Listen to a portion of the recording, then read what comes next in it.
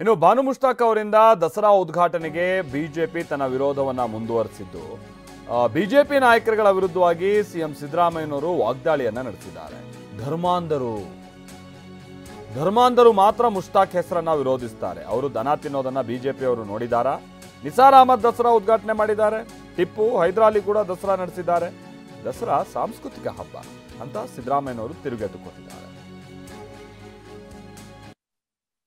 ಇದು ಒಂದು ಧರ್ಮಾತೀತವಾದಂಥ ಜಾತ್ಯತೀತವಾದಂಥ ಹಬ್ಬ ಇದು. ಈ ಹಬ್ಬಕ್ಕೆ ನಾನು ಬ್ರೂಕರ್ ಪ್ರಶಸ್ತಿ ಪ್ರೈಜ್ ವಿನ್ನರು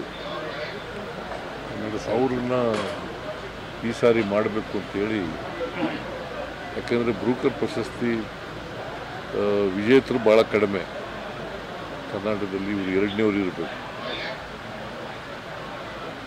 ಸೊ ಇವ್ರಿಗೆ ಬಾನು ಮುಷ್ತಾಕ್ ಅವರಿಗೆ ಈ ಸಾರಿ ದಸರಾ ಉದ್ಘಾಟನೆ ಮಾಡ್ತಕ್ಕಂಥ ಅವಕಾಶವನ್ನು ಸರ್ಕಾರ ಕಲ್ಪಿಸ್ಕೊಟ್ಟಿದೆ.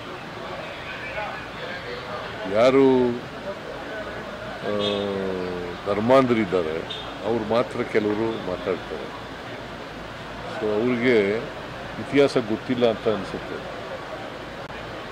ಸೊ ಇತಿಹಾಸ ತಿಳ್ಕೊಳ್ತಕ್ಕಂಥದ್ದು ಭಾಳ ಒಳ್ಳೆಯದು.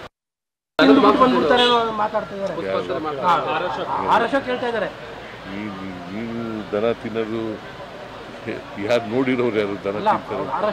ವಿಪಕ್ಷ ನಾಯಕರಾಗಿ ಈಗ ಢೋಂಗಿಗಳು ಮಾತಾಡೋದು ಇರಲ್ಲ.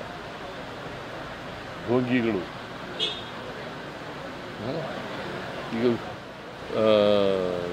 ಈ ಢೋಂಗಿಗಳು ಮಾತಕ್ಕೆಲ್ಲ ರಾಜಕೀಯಕ್ಕೋಸ್ಕರ ಮಾತಾಡೋದಕ್ಕೆಲ್ಲ ನಾವು ತಲೆ ಕೆಡಿಸ್ಕೋಬೇಕಾಗುತ್ತೆ. ಮಹಾರಾಜರ ಕಾಲದಲ್ಲಿ ಹೈದರಾಲಿ ಟಿಪ್ಪು ಆಚರಣೆ ಮಾಡ್ತಿದ್ದಿಲ್ವ ದಸರಾನ?